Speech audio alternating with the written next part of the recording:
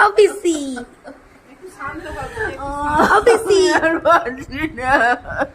পিসি আমার করছে না তো, আমি তো বলছি কাজে খুব একটা পিছিয়ে নেই তো, মোটামুটি করেছে। কি অবস্থার মধ্যে ছিলেন উনি, কেমন?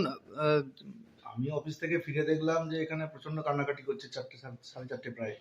সারাদিন খাওয়া হয়নি, মানে খেতে সুযোগ দেয়নি, আর প্রায় অকারণেই বসিয়ে রেখেছিল বললো যেটা। আর ও তো এমনিতেই আগে থেকে অসুস্থ, বিভিন্ন রকম শারীরিক প্রবলেম হচ্ছে, প্যানিক অ্যাটাক হয়, সেই ধরনের সমস্যা হঠাৎ করে হয়েছিল।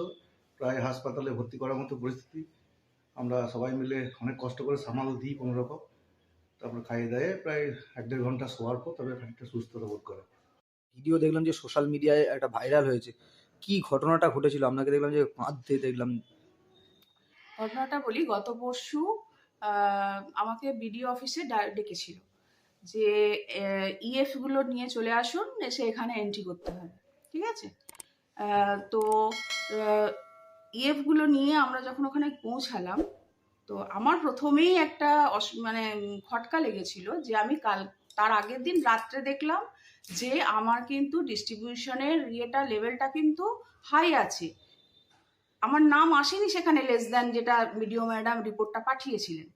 তারপর আমি সকালে উঠে দেখি যে একটা রিপোর্ট পাঠিয়েছেন, সেখানে 41 বুথ, মানে আরো অন্যান্য ডেকেছে, 41 আমাকেও ডেকে পাঠিয়েছে।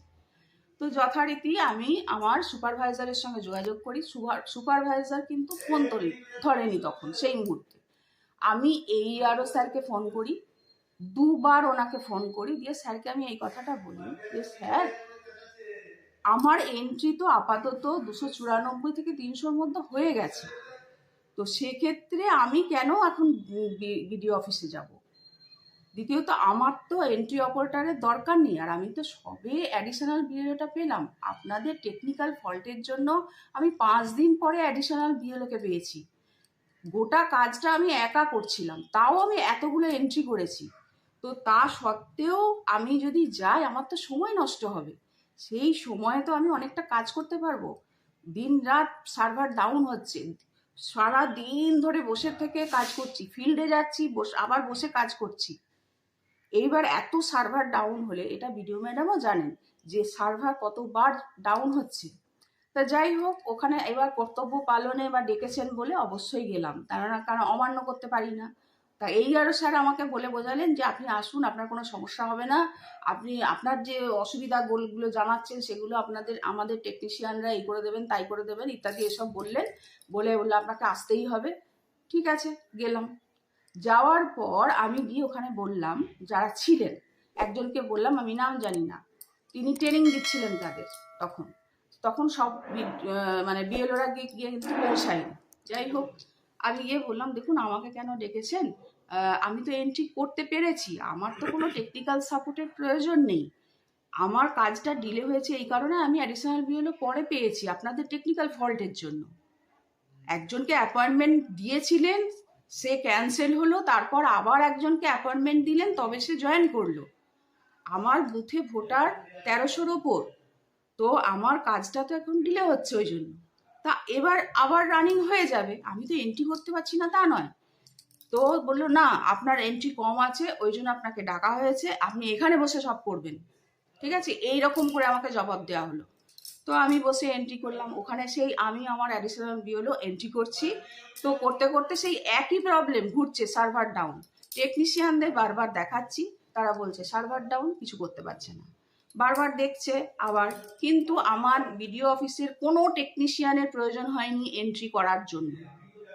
সেক্ষেত্রে আমার মনে হয়েছে আমি কেন এখানে বসে থাকবো, আমার তো ডিস্টার্ব হচ্ছে, ডিকটেশন করছে আমার অ্যাডিশনাল বিএলও, তাতে আমার শুনতে অসুবিধা হচ্ছে, তাহলে সেখানে আমি কেন কাজটা করব? ঠিক আছে, স্যার এদিকে আস। দিয়ে তা সত্ত্বেও এবার ওইখানে বসিয়ে রাখে। এবার কি সময় গড়িয়ে যায়, খাওয়া নেই।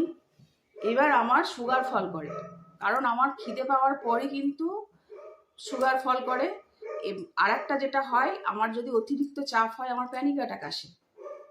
আমার 10 বছর আগে থেকে অ্যাক্সিডেন্ট হয়েছিল। এই অ্যাক্সিডেন্টের পর থেকে কিন্তু আমি মেন্টাল, মানে আমার নিউরো সাইকিয়াট্রিস্টকে দেখাতে হয়, মেডিসিন নিতে হয়।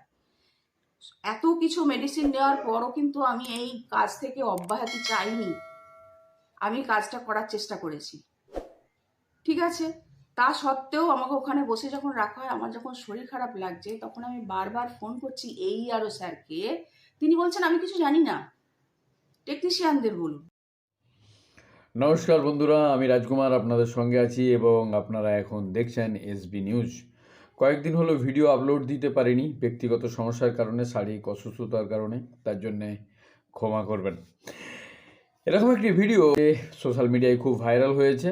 ইনি হচ্ছেন সুমিত্রা মুখোপাধ্যায়, একজন BLO, হুগলির পান্ডুয়ার ইনি বাসিন্দা এবং ওখানকার BLOকে ঘিরে অনেক খবরই, বিশেষ করে এই SIR-এর সময়কালীন অনেক খবরই সোশ্যাল মিডিয়ায় দেখা গিয়েছে। অনেকে আত্মঘাতী হয়েছেন, অনেকে অসুস্থ হয়েছেন। ইনি হাউমাউ করে কান্নাকাটি করছেন। এখন এনার কান্নার পেছনে যে কারণ সেটা তো আপনারা কম বেশি জেনেই গিয়েছেন। এখন একটা কথা একটু ভাবার বিষয় এখানে আছে যে যখন এই SIR চালু হয়নি বা হবে করছে, তখন কিন্তু আমাদের মাননীয় মুখ্যমন্ত্রী মমতা ব্যানার্জি কথা কিন্তু বলেছিলেন যে আপনারা সরকারি কর্মচারী, অর্থাৎ ভোটের আগে বা ভোটের পরে আপনাদেরকে কিন্তু এখানেই কাজকর্ম করতে হবে। কার্যত উনি এক প্রকার হুঁশিয়ারি দিয়েছিলেন। এখন BLO মানে বুথ লেভেল অফিসারদের উপর অনেক চাপ থাকে, বিশেষ করে যারা পার্শ্ব শিক্ষিকা বা সম্পূর্ণভাবে যারা শিক্ষক এই প্রফেশনের সঙ্গে যুক্ত আছেন। সেক্ষেত্রে কিন্তু দেখা গেলে যে এইরকম একটা দৃশ্য ইদানিং বেশি ভাইরাল হচ্ছে বা বেশি চোখে পড়ছে। BLOরা অ্যাকচুয়ালি দেখতে গেলে একটা জাঁতা কলে পড়ে গিয়েছেন। মানে নির্বাচন কমিশন ওনাদেরকে যে শর্ত দিয়েছেন সেটাও পূরণ করতে হবে, ফুলফিল করতে হবে এবং দিদির কথাও মানতে হবে। মানে দিদির কথা না চললে হয়তো চাকরি চলে যাবার একটা ভয় থাকে। আর নির্বাচন কমিশন মানে জাঁতা কলে BLOরা পড়ে গিয়েছেন। সেই হিসাবে একজন শিক্ষিকা, একজন স্কুল টিচার আত্মঘাতী হয়েছেন। এর আগে খবরে জানা গিয়েছিল। খুবই দুঃখের, খুবই আফসোসের, খুবই বেদনার। কিন্তু শুধুমাত্র SIRকে কেন্দ্র করে এরকম ঘটনা ঘটেছে, এই নিয়ে কিন্তু অনেকেও প্রশ্নচিহ্ন তুলেছেন। তারপরে যেহেতু এখন এইসব ঘটনা নিয়ে যেভাবে দেখা যাচ্ছে যে SIR চালু হতে অনেক রোহিঙ্গা বাংলাদেশিরা, অনুপ্রবেশকারীরা মানে হাজারে হাজারে এইসব বর্ডার দিয়ে নদী পার হয়ে ওই দেশে চলে যাচ্ছে, সেই হিসাবে SIR-এর যে প্রয়োজনীয়তা আছে, এক কথায় সেটা অনেকেই মানছেন বা অনেকেই চাইছেন যে SIR হোক, প্রয়োজন হলে রাষ্ট্রপতি শাসন চালু করে SIR করা হোক। কিন্তু সরকারি কর্মচারীদের যে এইরকম একটা ভাব যে বেশি কাজের প্রেশার এসছে, অবশ্যই কাজের প্রেশার আছে, কিন্তু এইটাই যদি একটু উল্টো হতো, বেসরকারি কর্মচারী হতো, সেখানে কি কাজ করতে হতো না? বেসরকারি কর্মচারীদের তো কাজ বুঝে নেবে আগে, তারপর স্যালারি মেনশন করবে। কিন্তু সেই হিসাবে সরকারি কর্মচারীদের এটা বলছি না যে কাজ নেই, কাজ অবশ্যই আছে এবং সেই কাজের জন্য তাদেরকে অনেক দায়িত্ব পূরণ করতে হয়, অনেক জায়গায় যেতে হয়, মেন্টালি বা ফিজিক্যালি অনেক প্রেশারও থাকে, সারাদিন পরিশ্রমও করতে হয়, তার উপরে ডিউটি তো আছেই। BLOদের জন্য সরব হয়েছেন এমন অনেক এখন তৃণমূলের নেতাকর্মীরা হচ্ছেন, যেটা স্বাভাবিক, হওয়াটাই স্বাভাবিক, না হলে অস্বাভাবিক। কিন্তু এটাও তো ঠিক যে এই BLOদের যখন ডিএর জন্য হন্য হয়ে রাস্তায় রাস্তায় বিক্ষোভ, আন্দোলন, অনশন করছিলেন, তখন কিন্তু প্রশাসন বা প্রশাসনের যিনি হত্যাকর্তা বিধাতা তারা কিন্তু নীরব ছিলেন। SIR যদি বাংলায় পুরোপুরিভাবে সম্পন্ন হয়, লাগু হয় বা তার রেজাল্ট যদি ঘুরে, তাহলে কিন্তু বাংলায় ভোট প্রণালীর যে পদ্ধতি সেটাও কিন্তু ঘুরে যেতে বাধ্য। এটা অনেক রাজনৈতিক বিশ্লেষণ মনে করছে। তাই 26শে বিধানসভায় SIR-এর গুরুত্ব কতটা প্রভাব ফেলতে পারে, এক কথায় সেটার দিকে অনেকেই কিন্তু তাকিয়ে আছে, অনেকের কিন্তু নজর আছে, অনেকেই দেখতে চাইছেন যে শেষ পর্যন্ত কোথার জল কোথায় যে গড়ায়। সেটা কেন্দ্র আর রাজ্যের যে সংঘাত সেটা দেখলে বোঝা যায়। তাই অনেকেই দাবি করছেন no vote, no SIR, no vote. বা অনেকেই আবার এটাও বলছেন যে SIR যদি চালু না হয় তাহলে এই রোহিঙ্গাগুলোই, যারা এই দেশের রেশন, এই কিছুদিন আগে যেটা ভিডিওতে দেখলাম, তারা তো সকপটে স্বীকার করছেন, মানে অকপটেই স্বীকার করছেন যেখানে তারা দীর্ঘদিন ধরে আছেন, এমনকি তারা রেশন নিয়েছেন, লক্ষ্মীর ভাণ্ডার নিয়েছেন, তাদের রেশন কার্ড, ভোটার কার্ড সব কিছু হয়েছে, কিন্তু SIR-এর ভয়েই তারা মাত্র দেশ ছেড়ে চলে যাচ্ছেন।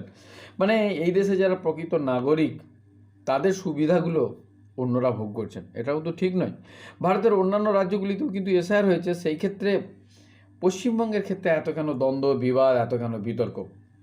আপনারা যদি জেনে থাকেন যে ভারতের অন্যান্য রাজ্যে যেসবগুলো এসআইআর হয়েছে সেখান থেকে কী ঘটনা আপনাদের চোখে পড়েছে, অবশ্যই কমেন্ট বক্সে লিখে জানাবেন। আজ এই পর্যন্তই, আসছি পরবর্তী কোনো খবর নিয়ে। ভালো থাকবেন, সুস্থ থাকবেন। জয় হিন্দ।